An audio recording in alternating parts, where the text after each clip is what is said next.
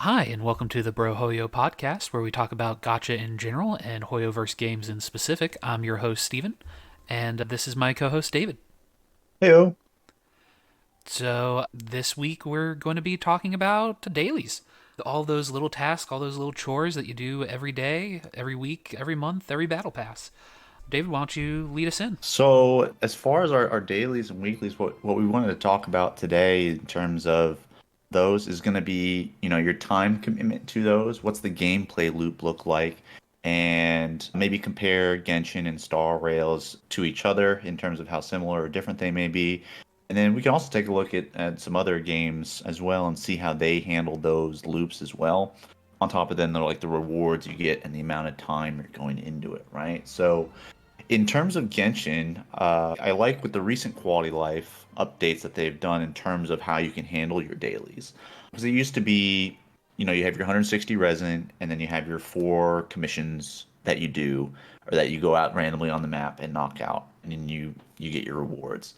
And with the quality of life updates that they did, now you don't necessarily have to do those four things out randomly on the map. You can progress a story quest or a quest or do a world event and something in that regards and help earn points towards each of those commissions that you do. So if you feel like pushing the main story quest, you don't also then have to go do those, which I kind of like. Now those commissions in and of themselves are pretty easy if you just want to do those and you don't have time to go push the main story. You just have maybe 10 to 15 minutes. So I do like the versatility that really allows either type of player, the one that's just on for 10 minutes or the one that would like to get engrossed in the story. It gives them both an option to do it. And then you get maybe 100 primo gems and some more, I think, for It, completing all of those roughly. I believe it is you get 60 primogens for completing the dailies total. Because if you have the battle, or not the battle pass, the Welkin pass, you get 90 every day, and then the 60 that you get brings you up to 150, so you're just slightly short of a wishing Yeah, well. so because you get 10 for each one that you actually do, and there's four, right? So that would be Mm-hmm. 40, and then you get 60 more when you turn it in, I think. No, you get 20 more. Or you get 20 more. Okay, that's right, 60 total. I'm sorry, not 60 Yeah, more, yeah. 60 total. Yeah, you're right. Yeah. So you're getting 60 primo gems each time, plus some more and some other things, which 60 primos a day, in Genshin is what 160 is one pull. So you're getting a third of a pull for doing your dailies every Mm-hmm. day. And I think Star Rail does something very similar to that. But again, I like the versatility that lets you do the quick hit, go in, burn your resin, or you can go do some story quests if you have the time and are wanting to do that. But what are your opening thoughts on it?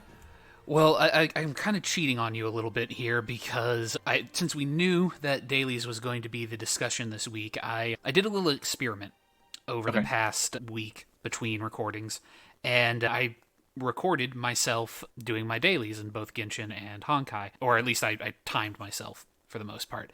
And what I found was that for Honkai Star Rail, it took me an average of roughly 12 minutes. For those of you who care for the exact number, it was 11 minutes and 43 seconds on average to complete my dailies. In this, I included all of the assignments that you have to do, or assignments in order to, send characters out and get those. So clicking four buttons, completing the events from the notebook that you have to do in order to get your daily star jades in Honkai Mm. Star Rail, and burning all of your not resin, but I can't even remember what the resource is called. Energy, fuel, Energy. whatever it is, right? I think it's energy. It might be fuel. Doesn't matter. But it's worth noting, Star Rail, you have 240. You're just counting the 240. You're not counting anything you have in reserves. You're Correct. just counting that from that 240 as opposed to Genshin, which has 160 and no reserves. Correct. So I'm counting 240. The basically whatever you would get if you hadn't played for a day, which would be 240. So no reserves, no nothing extra. I also, for fairness' sake, did not include stimulated universe runs, and I'll get to why I didn't include that in a minute. Okay. So for Honkai Star Rail, basically that roughly mapped out to doing three domain equivalents, doing the artifact equivalent dungeons or battles, and then doing 12 of the level up material battles. Okay. The Golden Palace or the The Crimson ones, excuse me. Yeah, I believe it's the Crimson ones. Did those. Okay. So roughly that was what it took. I was able to knock everything out roughly 12 minutes. Okay. Went over to Genshin, and it took 6 minutes alone just to knock out the dailies. Now, again, to be fair, the method I used for that was I did all 4 commissions, turned them in, and then I tried to burn my resin.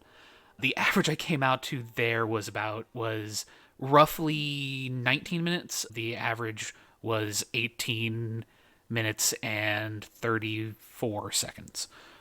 Interesting. So it took me longer to do that. Now, I think part of that is the other kind of rule I set for myself is I had to spend all that resin natively. I couldn't go and condense it and then do it that way. Like, I couldn't condense it down and burn it. I just used it the same way that it would be used naturally. So I couldn't double up on my domain times, etc., etc.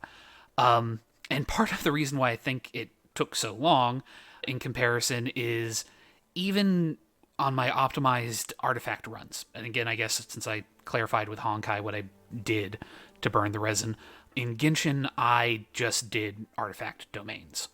So even at my fastest, after you count in loading and respawning and everything else that's involved with going through a domain, it took about 2 minutes, roughly 45 seconds to a minute to actually do the fight, and then roughly 30 seconds on the front and back end of loading in, getting the materials, walking around, etc., etc. So averaged out to about 2 minutes, had to do it about 8 times, came out to roughly 16. Sometimes faster, sometimes slower, but that's sort of a rough number of how long it took just to burn resin. So Interesting. and part of the reason why I did that was just to kind of see, especially after Joe mentioned the difficulty of kind of logging in and doing it daily, what the actual time requirement was to just play daily. Like, that's not doing story, that's not doing any questing around, that's not doing any exploration, material gathering, anything like that. That was just, I'm logging in and getting it done. Yeah. And, Yeah. and Now, I was gonna say now for those that what he's referencing there with Joe. So if you didn't catch our episode last week, we had Joe come on. After you finish listening to this one, go check that one out where we had Joe, a non-gotcha gamer, try out Genshin Impact, and being his first gotcha game, gave us some insight on that. So go check that out when you're done listening to this. But I find it interesting. It's funny because you mentioned timing yourself in Genshin and you didn't condense your resin, and so I think that's the fair way to look at it, right? Because you're not doing any extra work in Star Rail to be able to do something like that. So, because technically condensing resin costs some materials, the crystal flies that you have to go find and farm, right? Which then of itself takes time. So, I appreciate that apples to apples comparison because it's funny you mentioned that because I timed myself, but I did condense my resin. So that basically goes to 160 resin is 4 condensed resin, so I can go do 4 runs, right? Because you can only carry a max 5 of those for whatever reason. yeah. And I was able to do everything in under 15 minutes typically. So condensing the resin shaves off the time. That's difference between Genshin natural versus Star Rail natural. But again, you have to go farm those materials, which granted they made a little easier with the crystal trap fly trinket, but it's still something extra you're having to do, which is ultimately more time in the game. And it's also worth noting that the Crystal Fly Trap isn't available until you get to Fontaine, which at this point is 5 chapters in technically. Yes, it And you is have to build favor in order to get it. So you can't get it week one. You have to go multiple weeks correct. before you can get it. Very true. Yes, that is. Yeah, for new players, yeah, that is months down the road. Depending on how casually or hardcore you play, it could be weeks down the road, right? But go back to what you were saying with you mentioned not including the simulated universe runs. So elaborate on that. So the reason why I didn't include the simulated universe run was because it was a massive outlier on what the data set would be. If I do things correctly over the course of this video, if you are watching on YouTube, you should actually see play footage of me doing the dailies and then doing a Gears and Gold simulated universe run.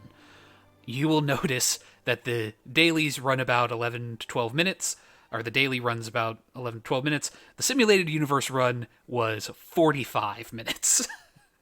Now, admittedly, this was not the standard. You go in, fight 12 rooms, and you're out. It was a little bit more involved because it's the Gears and Gold version. So there's more fights, there's more moving parts, etc., etc. Um, and the only reason why I did that was because I had no resin for the rest of the day, and it's a free thing that you can do. So it does take up more time. But even outside of that, Simulated Universe takes up so much extra time. It's Mm. basically a roughly 10 to 15 minute investment that you have to make in order to play it. Another thing that I think is worth mentioning in all of this is that the Honkai Star Rail dailies, again, if you watch my footage, most of those are auto battle. The most I had to do was click a couple things, let the fight go, come back, check the rewards, restart the fight. Like, that was what my gameplay loop is as far as like interaction with the system, which is a lot easier to do on a Yes. daily basis Well, than the Genshin style where you have to be hands on. and also too, you mentioned with going with autoplay with Star Rail, we also got to remember you're probably on times 2 speed with Star Rail as well, right? Correct. Because not many people are playing that on regular speed. Because if you play on regular speed, man, you forget how slow normal speed is in Star Rail. Um, Yeah, it's so like, that's we do that I think when new characters come out because we want to see their new stuff in all their glory, right? mhm. But otherwise, you're playing that game on 2 times speed. So in and of itself, that's a nice little quality that you can have. Now, I want to compare kind of then this because roughly 15 minutes, right? Between the two, you're looking at about basically 15 minutes Mhm. each, depending on how deep you want to dive into it. Comparing that to other games, so games like maybe there's Epic 7 out there, or they also did a similar one, Outer Plane, which we've referenced a few in the past, Mhm. Nikke, Eversoul, or some other games that I'm playing heavily as far as the daily gameplay loop and then the rewards that you get from those. So something that's interesting to me, specifically between Epic 7 and Outer Plane, they're both made by the same studio, and they're both very similar in terms of being turn-based, Summoner's War-esque type games. You have your 4 characters, their abilities go. Both have autoplay as a functionality when you're in the battle. But despite being from the same developer, Outer Plane has the ability to use skip tickets, and Epic 7 does not. Epic 7 will make you play each fight out. Granted, you can play it on loop, so you can set it up to auto repeat for however much energy you have. But Outer Plane has skip tickets, which is obviously a huge quality of life thing that reduces the amount of time that it takes to do the dailies. And then there's even others beyond that that don't even have skip tickets, but they just let you say, "Hey, I want to repeat this battle 10 times," and then you just do it. Like Mhm. Ecocalypse had that. There's no skip tickets. You just say, "Hey, I want to go farm this place 10 times." You have the energy for it. Boom, it's done. It's done. Yep. So that's something I think that's big in terms of for those types of games. Obviously, that's not something like, I mean, you could argue you could maybe do it in Genshin and Star Rail, but then are you really playing the game at that point, right? Yeah, I do have a quick question though in regards Yeah. to those skip tickets. How do you get them? Are they a cash shop item? Are they something that you get naturally? Are you given an allotment per week? So for most games now, they're farmable or they're random things that will drop, or they're from daily logins that obviously Genshin doesn't have. So stuff like that. There's a game. It's end of service. It end of service in 2023, Princess Connect, which was a fun little game. Mhm. That's the It, Crunchyroll one, correct? yes, yeah, Yeah, yeah. Crunchyroll end of serviced it for whatever reason. We're still confused by that because it was doing well, had a decent following in both Asia as well as North America, but Crunchyroll did Crunchyroll things. So anyway, back to the point. When the game came out, skip tickets were very scarce. They were few and far between, Hmm. and I think they like increased the drops or the drop rate for them in normal stages, until you had an overabundance of them, which made it a lot easier. So most games have them as just being able to drop through normal stages. So you do have to play the game like maybe as you're progressing through, Hmm. but then when you're going back to farm to maybe ascend characters or farm a specific resource or something like that, you have a plethora of skip tickets by that point in time, right? There's probably a few out there that hide them behind cash shops, which is to me it's typically the scummy ones that have VIP systems and just Hmm. like hide everything behind a cash wall of some kind. Yeah, because I remember the Disgaea gotcha that came out a little while ago that had issues, but I enjoyed it anyways. They also had skip tickets that you got, if I remember correctly, through daily events.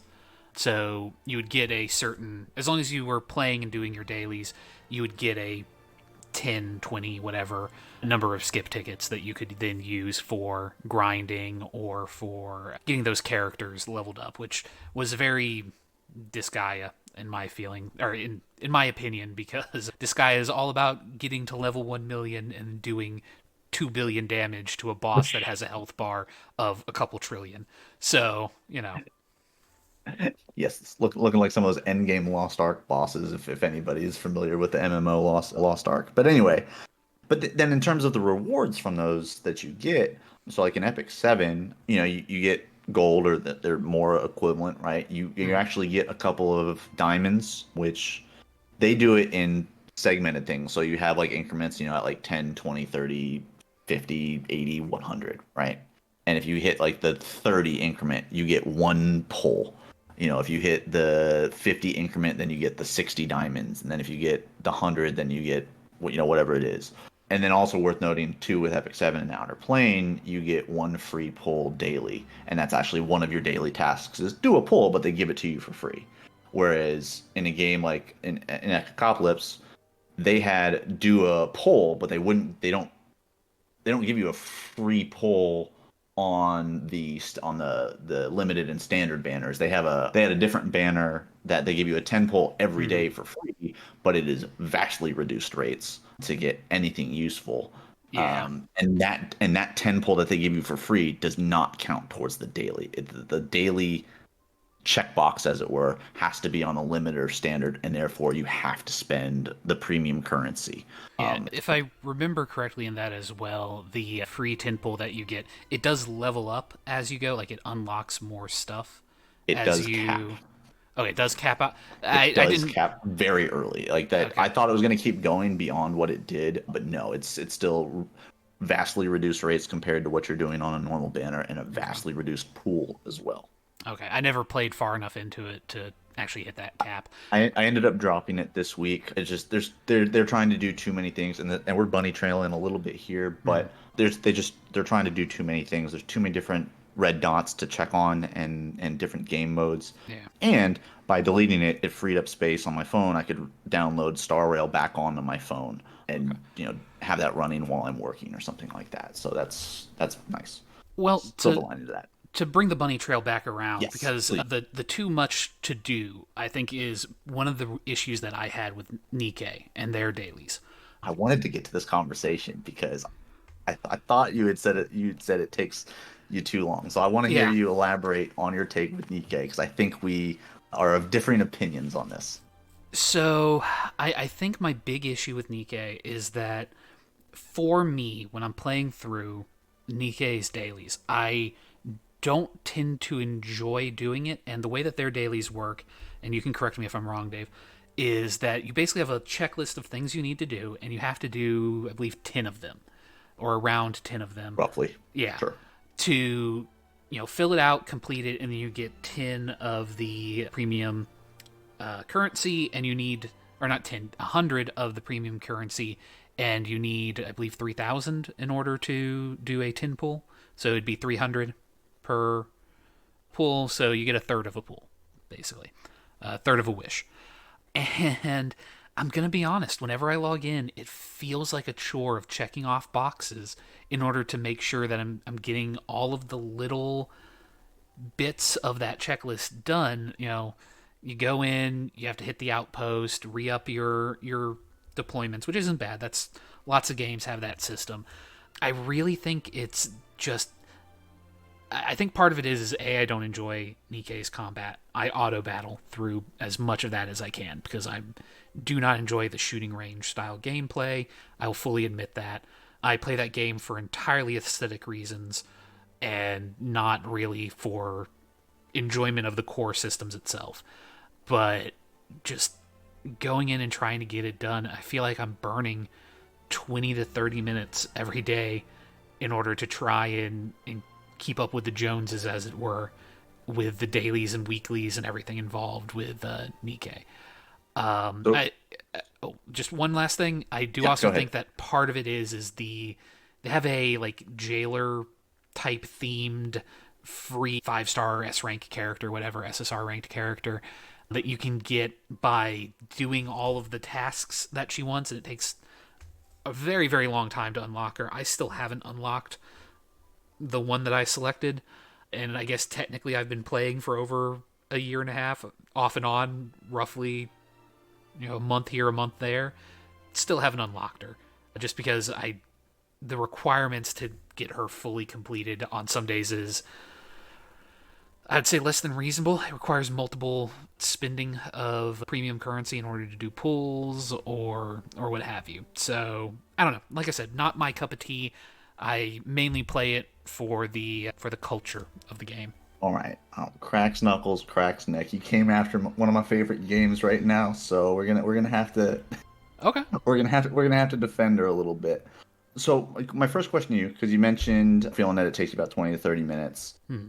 How you're not a day one player on this, so what level is your account? Like, what level are your Nikkeis right now? My Nikkeis are 100. I just broke the 160 Have you? barrier.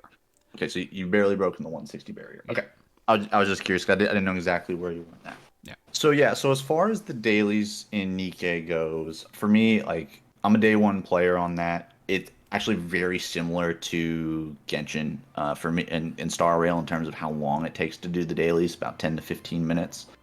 Yeah, they have the standard dispatch stuff, and you can auto dispatch, all similar to the quality life upgrade that just happened in Genshin, right? That you Mm-hmm. can go talk to Catherine and auto have them go out again, right? Same type of thing there. Doesn't take too long.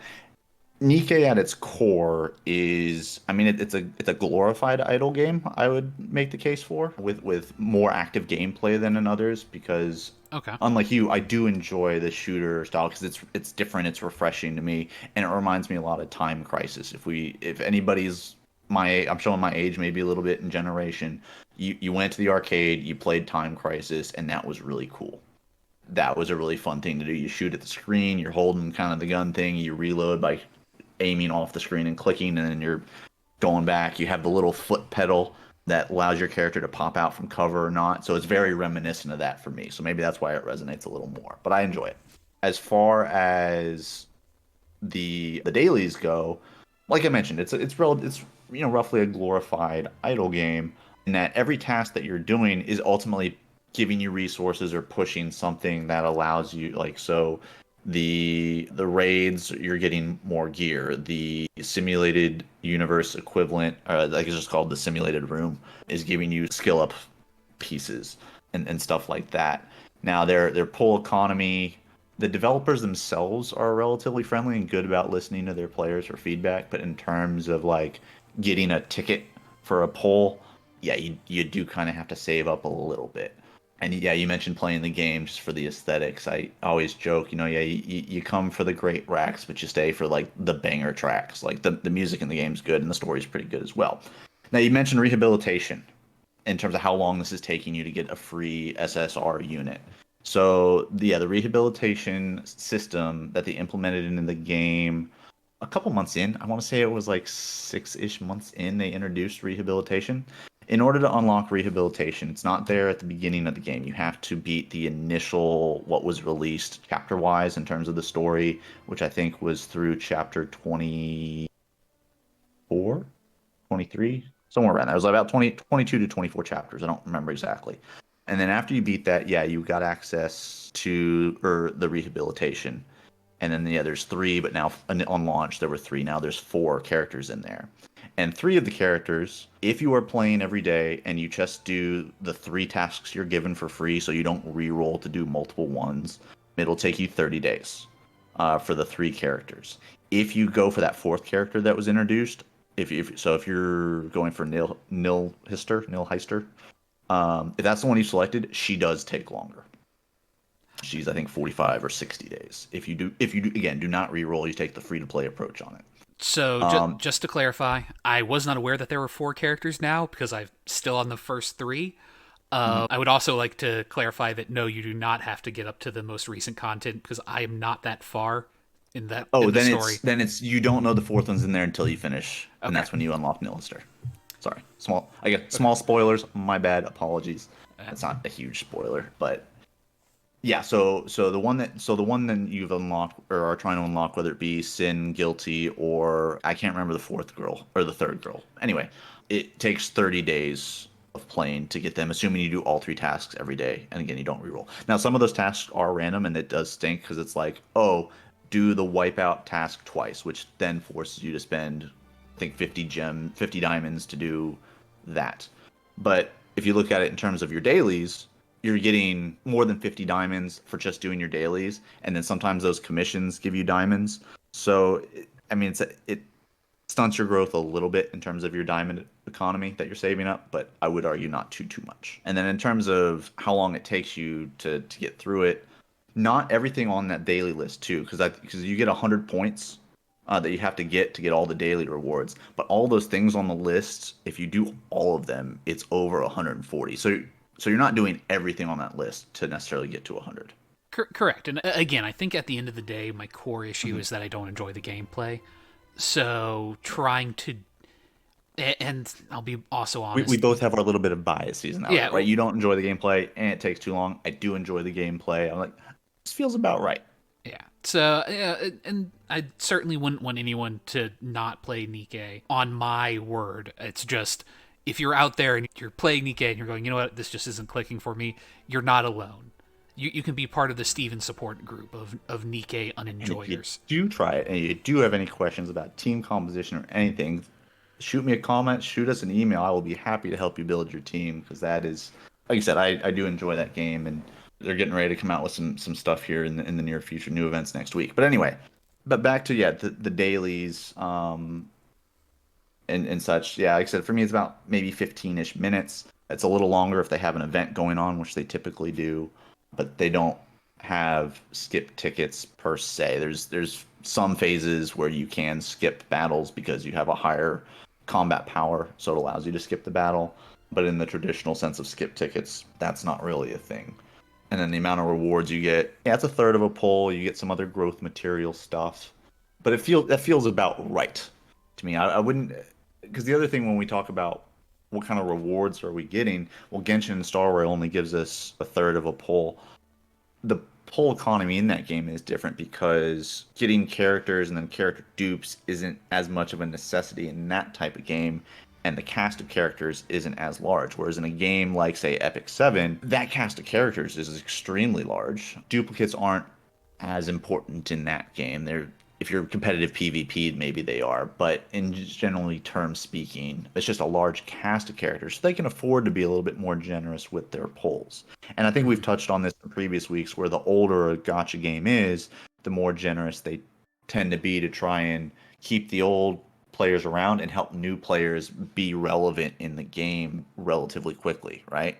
And so I think that's part of it as well. Agreed. And I do think that it's important to remember that dailies probably aren't going to actually make up the bulk of how you generate premium currency in a lot of Hmm. games. That it really is there to, I mean, let's be blunt, it's there to create habit performing or habit creating systems. Like, Yeah, it's it's there habit to get you. forming. It's Yeah. it's player retention. Yeah, exactly. Yeah, it's about that. Where typically, at least in Hoyoverse games, for example, the previous patch that came out for Honkai Star Rail, the bulk of the Star Jades that were allocated to that patch came from, hey, have you completed the Gears and Gold event? Like that one made up, I think. God, I want to say it was easily like 10,000 or it wasn't 10,000, but it was quite a bit of star jades. Like there was a big chunk of star jades there. 10,000 or 1,000? No, it was quite a bit. If you give me a minute, I'm actually looking to try and see if I can get the calculations. I need to go jump into this if that's the case. I've kind of been slacking on my Star Rail, hence why I put it on my phone so I can catch back up on these things. Okay, so just really quickly, the 1.6 Stellar Jade calculations for Honkai Star Rail for permanent content, daily training, daily logins account for 2,520 of the potential Stellar Jade that you would get.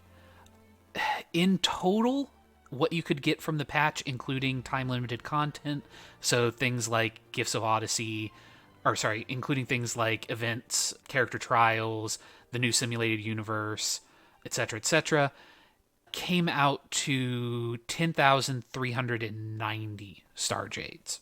Okay. So the vast bulk of what you could get from the game was all the other stuff other than dailies. So in a lot of ways, if you are doing dailies in Honkai Star Rail in order to get those jades, I'm not going to tell you not to do it, but taking that same 15 minutes and knocking out Forgotten Hall and making sure that you get max stars in Forgotten Hall, you get half of the daily training amount just from doing that. Like just getting that done is equal to 15 days of work. Do Look, a Stellar Jade saved is a Stellar Jade earned, okay? again, it's just a if you're not enjoying it, or if you're finding an issue with it, or if you're really pressed on time, going out and doing the events. In this case, it was Critter Pick, Virtual Scent Venture, and the new Simulated Universe. Those three events gave 2,500 roughly star gems, which again, or star jade, which is again basically spot on for if you just logged in every day. Now that means that if you just log in every day, that's as if you completed those events, so that's a good return on investment. But at the same time, I think you're picking up what I'm putting down here. That investment wise, dailies aren't really where a lot of games are trying to spend their pool resources, where they're trying to build their economy. They don't want it to be where you just log in and you don't engage with anything. You spend 15 minutes and you log out. They want you to be going to the events. They want you to be engaging in the game. So, Ideally speaking, yes. yeah, Yeah. ideally speaking, that's how they want you to be playing. So they tend to be, or at least from what I have experienced, they tend to be lower down on the return side of it. Going back to Nikkei, you can get 20 pulls by doing the events. hmm Like Yeah, that's you get 10 on the limited yeah, banner, and then 10 on the standard banner for every event they have. That's, yeah. yeah, that's 2 months worth of work in roughly a week, 2 weeks, depending on how long the event runs. Yeah, I mean, and you can earn those pulls. Typically, you'll earn, I think, 10 every 3-ish days because it maths out to 4,000 event currency, and you earn 4,000 event currency every third or fourth day ish. So yeah, after a week, maybe 8 days, you'll have essentially those 20 pulls. It's not even the full event. Yeah, dailies in the grand scheme of things, I think if any game developer ever listens to this, or any gotcha developers ever listen to this, it would be one where I would say, hey, I get it, keep it low impact. I think Honkai is the exact level of amount of work I want to do on a daily, where it's I can log in, I can auto a lot of the more bland, more nothing type jobs. I can get what I need and I can get out, and then I can focus on doing the events and the other stuff that I actually care about, the actual gameplay portions of it. If any game developer, Hoyoverse, does end up listening to us, give us a shout. Love to be sponsored by you. There is that as well. Then we So, could then we could go way more in depth on some of these yeah. characters that we don't have the resources to pull for. Uh, But speaking of pulling for characters, I do want to get into the review talking about some new characters that just came out in Genshin. Before we even do that, though, just to sprinkle in and kind of wrap up the discussion on economies and dailies and gameplay loops, in terms of battle passes, just really quickly, or maybe not quickly if we have a lot of thoughts on them, right? mhm. Genshin, Star Rail both have the same type of battle pass in terms of you have your free pass rewards every level. You have the premium battle pass that unlocks if you want to spend real money, and again rewards every level. I think that's kind of the middle ground in terms of different extremes that I've seen battle passes go.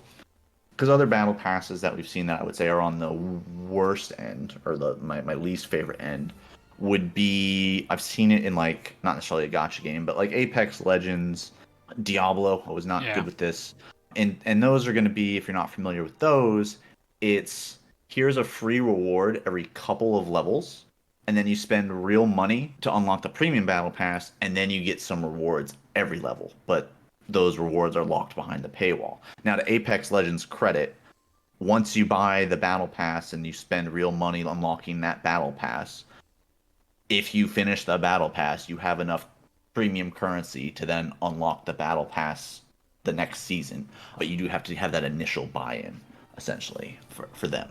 But at least they have that redeeming quality in it. So I don't play Apex anymore, but I did for a little bit, and that was a nice redeeming quality. Now, I would say then the flip side to that, the best types of battle passes that I see are those that, similar to Genshin and Star Rail, have the free battle pass rewards every level. Oh, also worth noting in the bad battle pass, Overwatch 2. Blizzard, what have you done to that game and that franchise? Anyway, back to the good stuff. The good stuff. So Epic 7 does this. I believe Brown Dust 2 has done it. And in that sense, it's here's rewards on a free battle pass. You can spend in-game currency that you do not have to spend real money that you just earn through things like dailies, weeklies, or playing the game, right? And you can spend that money, and instead of maybe going and doing a 10 pull, you can unlock the premium battle pass and get the rewards there, which the value on all of their locked premium battle passes has more value than a 10 pull. You usually get a 10 pull plus like ascension materials, plus like weapon growth stuff, plus money or whatever it is. So the value is usually better to actually unlock it if you're maxing out the battle pass. And so I can appreciate those, and I like those. But Hoyo's is all right. What about your thoughts as a Welkin and sometimes battle pass purchaser? So I think Genshin's and I think Hoyoverse in general, their system, I'm in I'm in favor of. I think it's one of the few battle passes I've spent money on. I did spend on the Diablo 4. I spent one season, the first season. I purchased the battle pass and I instantly regretted it. Not quite instantly, but I did quickly regret it. I do agree that the fact that free to play players have a reason to engage with that system, that and they're getting the consistent feedback and returns, is one of the things I like about the way Hoyoverse does their battle passes. I will say I think that at least behind the scenes, there's a lot of discussion probably on what the purpose of the battle pass is. Because the way I see it, certain organizations, I'm looking at Blizzard, I'm looking at some other groups, they look at a battle pass as a monetization tool. I think the reason why Apex is kind of willing to be as generous as they are is that they're looking at it more as an engagement system. So they're just looking to keep engagement up through the battle pass. They're not necessarily looking to drive revenue through it. And that is one way to work it. That if you're going to be really generous, you need to set expectation as, hey, this battle pass is here to keep people logged in, keep them doing tasks in the game, in the system, and ideally they'll spend money over here on this skin or over through other means. Whereas I think the more, let's say, predatory battle passes, and yeah, I guess not really mincing words there, are more driven by, I think, companies that are only looking at, or developers that are only looking at the bottom line of the battle pass. They're not really looking at it as a method of adding to engagement, building those consistent play habits, things like that. That I feel like if you're going to design a battle pass, you need to know what you want from it. As a consumer, I want more stuff and at a lower cost. So anything that gives me more stuff at a lower cost is going to make me happy, but that's not necessarily what the developers are going to be looking for or needing, which is a big, long, roundabout way of saying it's pretty nice. I like the Genshin style one. They work. I spend money on it until I don't. All right. Well, then let's, with that, kind of wrap up and put that nice bow tie on that discussion. Like I said, I want to get into Genshin. 4.4 released this week. So I want to talk about our time that we've done with that. So let's go ahead and dive on in with that. We have some new characters that just came out. We had AKA Cloud Retainer, the new 5-star wind unit. Mm-hmm. And then there's also, I know it's not how you pronounce it, but every time I see it, there's gaming There is gaming. who gaming, who is a 4-star pyro unit. Then of course there's a small new area to explore, probably similar to when Dragon Spine came out, probably similar in size it looks like. Steve, have you had a chance to play around with either of those two new characters?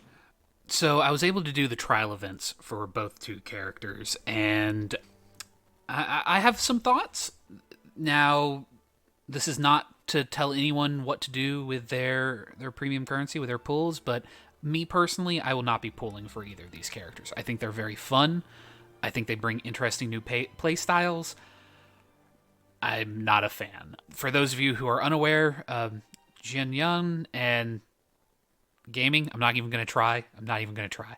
Though both of these characters are kind of built around plunging attacks. So attacks where you fall from a great height, or where you are able to jump very high and then attack. Both of them are built around that type of attack, and unfortunately, in the trial for those characters, I managed to kill myself multiple times by falling off of the map with their jumps. That I'm very bad at it, and apparently the walls that prevent you from falling off of the arena are not tall enough to prevent me from killing myself doing it. So as beautiful, wonderful, lovely as these characters are, they are a threat to myself and those around me, so I will not be playing them.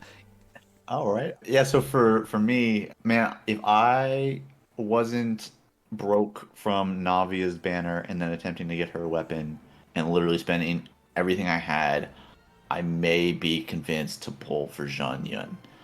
So like you, I did both character trials. For gaming, yeah, the plunging attack mechanic with him, you if you hit an enemy with your E ability, you pop up into the air and then yeah, you can slam back down, which I thought was interesting that they're putting a bigger emphasis on this because really the only plunging attack character that we have is Zhao Yep. up to this point. I don't think anybody else has a focus or an ability that lets you. I guess oh that's not true because then you had Canadian Aether, right? Yep. You have Canadian Aether, and if you can dragon step or dragon jump with Diluc, there's that as well. Okay, that yeah, I don't play Uh, with my Duluth all that much, but yeah, so I don't know if there's that's a skill gap. It sounds like that's not the default. That sounds like a skill gap. yeah. For Um, those of you unaware, I'm just going to really quickly slide this in. Diluc's scaling on his plunging attacks is ridiculous. It's I think 470%, something ridiculous like that, for his damage. So if you can do what's called the dragon step, if I remember the name of it correctly, where what you do is you jump on certain enemies in order to get up high enough to do a plunge attack by using your enemy models their hitbox to get enough height in order to do the fall.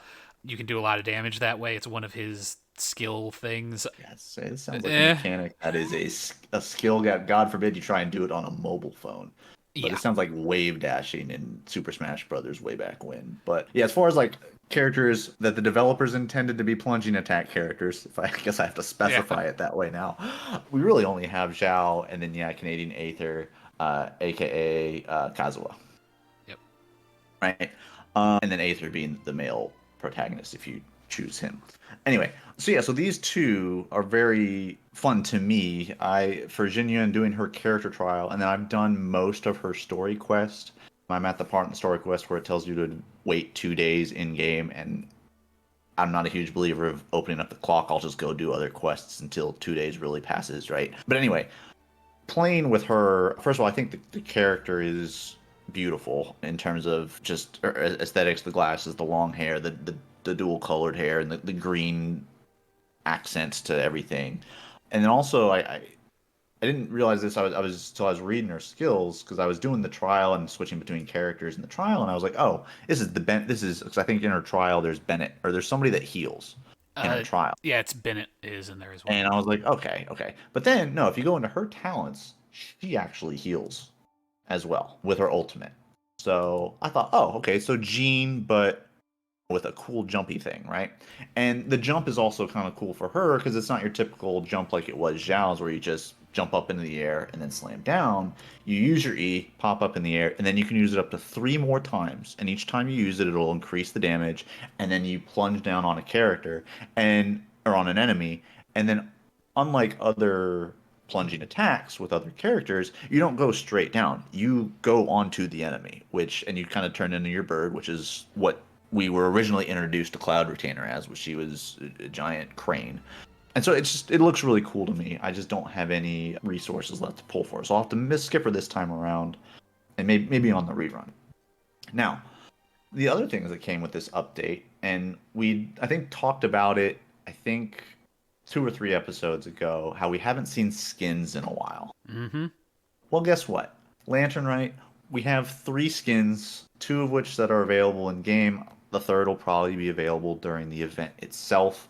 But Shenhe and Ganyu both got skins that are purchasable with premium currency, and then Xingyun, he's gonna get a skin that I imagine similar to how Ning Wang got one when Kaching's skin came out during I think last Lantern, right? His will probably be free if you do the event.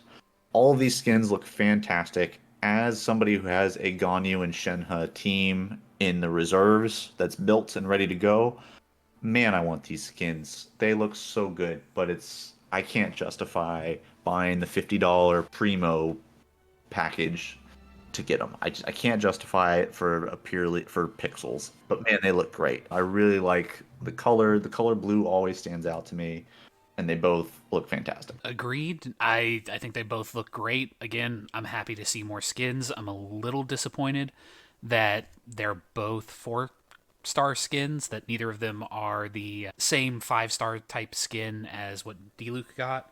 I think Ganyu would have been a perfect character to get Agreed. a 5-star skin. She's been around long enough. She's a fan favorite. She is still relevant in a meta. She's still a very powerful character if you are somebody that would prefer meta over waifu, or you're like looking for a waifu who is meta. She is still meta, but now granted the gameplay isn't necessarily for everybody, right? But yeah, I agree, man. That to me is a great 5-star character skin candidate. Mhm. And for this to be, I don't know what delineates between a 4-star skin and a 5-star skin. I mean, this to me looks better than Diluc's 5-star skin. And this is her skin is the Twilight Blossom, and then Shenhe's is the Floss Flower Dew skin. Both of these are 1350 of the whatever you buy, the crystals, the Mhm. Genesis crystals that you can turn into Primo Gems, right? For the event period, they're 20% off, then they'll jump up to the normal 1680 price that they do. And again, these are crystals, not Primo Gems, so these you do have to spend real money to get, Mhm. unfortunately. I just will say that if we're not getting her Ganyu's 5-star costume now, her 5-star costume better be the Coco Goat. Release the Coco Goat skin, Hoyoverse. I demand it. But yeah, but both the skins do look great. I wish maybe I wish you could get like one of them for free. I would love that if they did that for an anniversary gift, or if they did that when they were releasing 4-4, like, hey, here's a skin voucher. You can spend this instead of the Genesis crystals on any 4-star skin. I think there would be some players that were happy with that. Some would Yeah. obviously still, because there's always going to be those vocal minority on the internet, right? They have a platform and they're loud, but there aren't. I would say the vast majority of players feel that way. I would be pretty happy with that. Yeah, you wouldn't get any complaints from me. Now, I'd be spending it on the Ayaka skin, but I'm a sucker for cosmetics, and those 2 skins look great. And then event wise, yeah, there's not really a new event right now. I know we're coming up on Lantern, right? So we'll be seeing that shortly, I'm sure. And like I said, it's just there's a small new zone. Looks to be Dragon Spine-esque size in terms of what it takes up on the map. And I haven't gotten a chance to jump into it yet. I'm still working through the story quest, or excuse me, Jinyun's story quest, which has been pretty touching, pretty fun. There've been some heartfelt moments, but that's all I've been able to sample in that regard. okay. Yeah, you've gotten more done than I have there. I basically have logged in, confirmed that yes, this is a new patch. It actually happened I logged in Wednesday and didn't realize that it was patch day the day before. So I had a wealth of primos in my email, and I wasn't able to log in for 20 minutes because I had to download. So you can tell how much I've been paying attention to Genshin at the moment. Well, then let's jump ahead to something that we're looking forward to and something that we both kind of have done. So I mentioned earlier I've downloaded, I've made space on my phone for Star Rail. So now if I can't get to my computer for the day, I can still do it on my phone. It allowed me to do the critter event, which by the time we're doing this recording, here the week before, but when we go live on Monday on the recording, the event will be about to end or will have just ended. The critter event.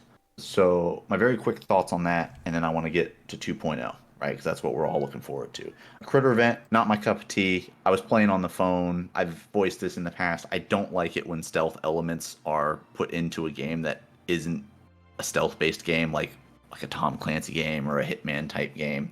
I understand that the stealth mechanics are pretty easy in Genshin and Star Mm-hmm. Rail. I understand that. I still don't have to like it. And it's a little bit harder on the phone when your little puppy dog that they made you turn into, which he's cute and adorable, loves to just like run around at the slightest touch on the screen and dive away from cover. And then there are some very minimal rewards, mind you, but rewards nonetheless, that revolve around doing this successfully without being caught X number of times. Mm-hmm. But again, was able to complete it time wise, time commitment wise. I think I did it in about 30 to 45 minutes.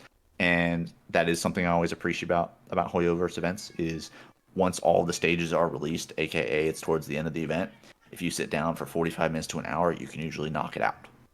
Yeah, usually the biggest complaint about a Hoyoverse event is that they drag it out too Yes. much. That Hey, here's day one. here's day Here's one, one yeah. stage. Here's day three. Here's the second stage. Yeah, that's 100% true.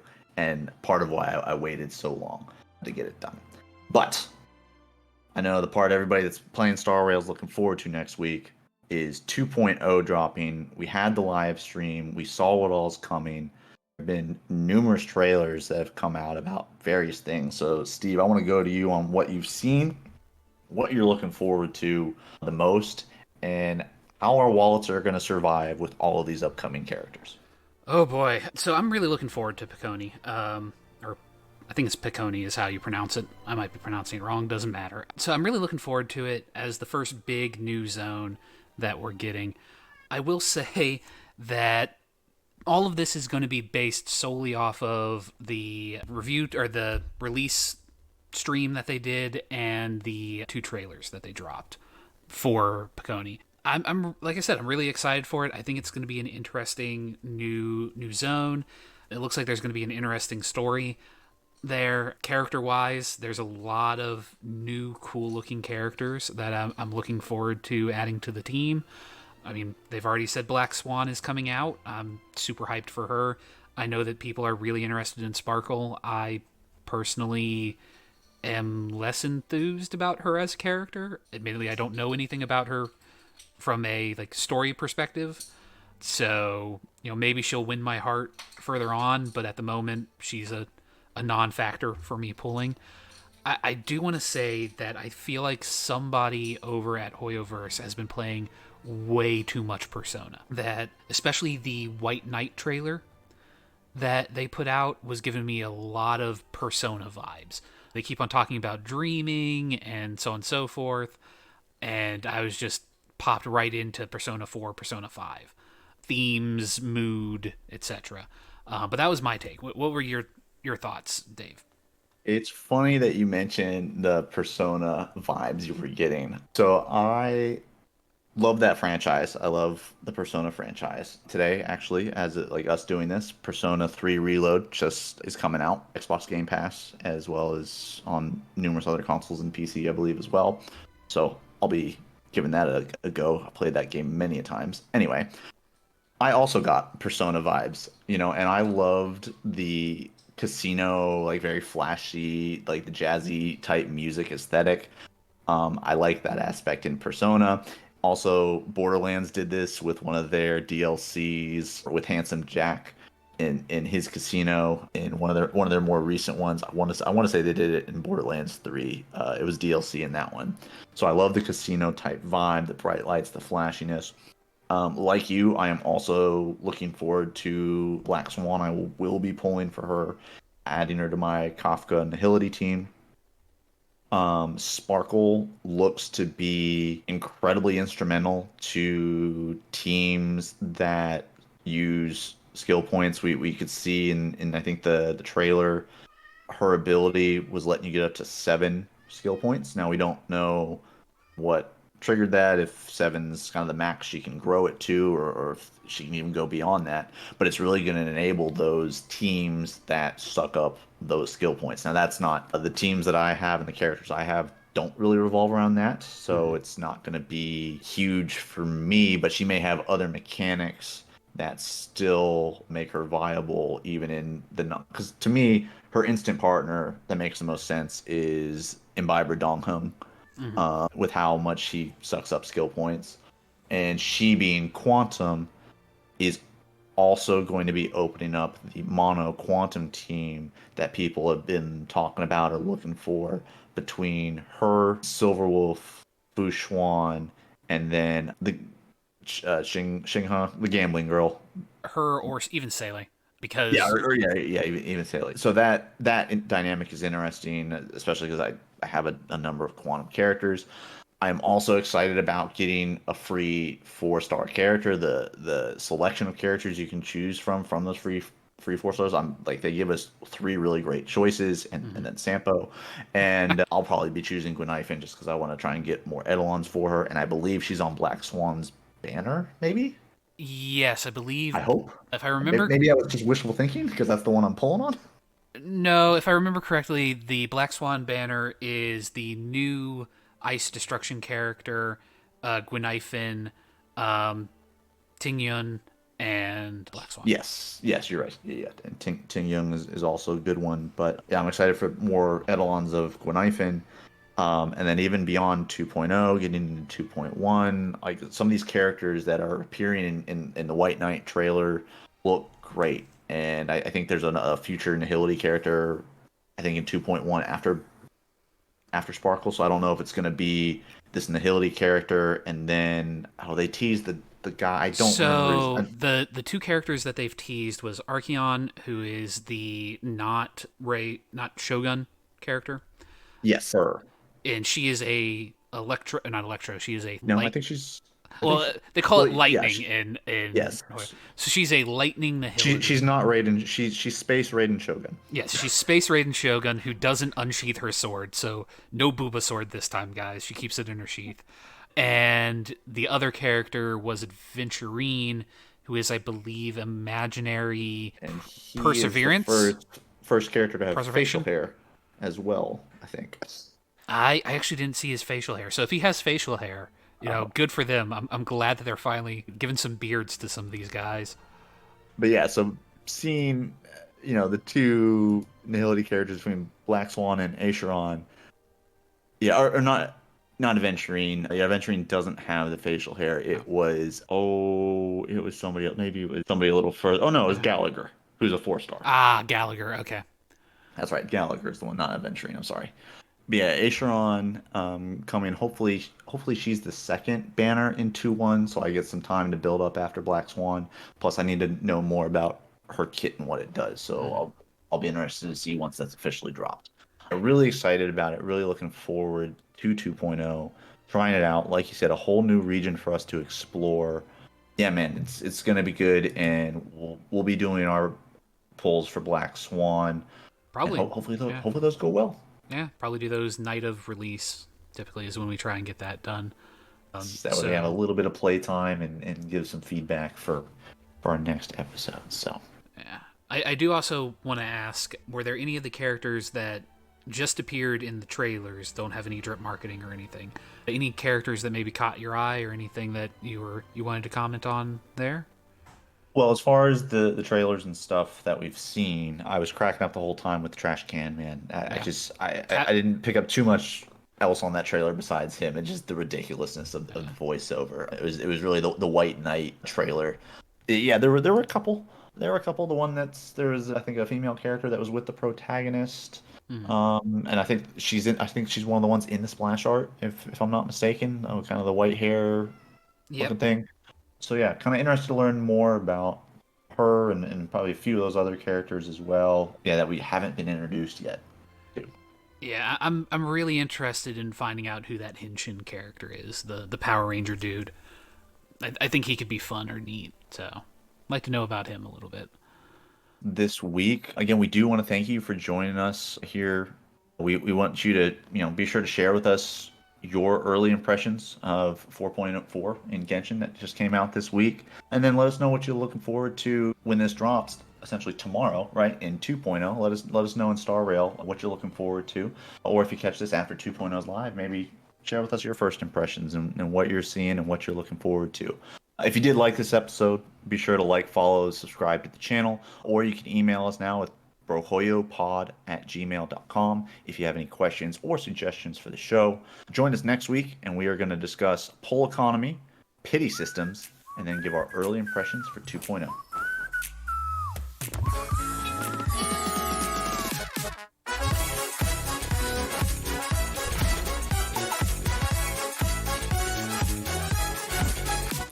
I want you to show me your fantasy. No past and no future. That's what I need. The groove takes it over. We'll wait and see. Even I might blank out you and me. I thought that dream could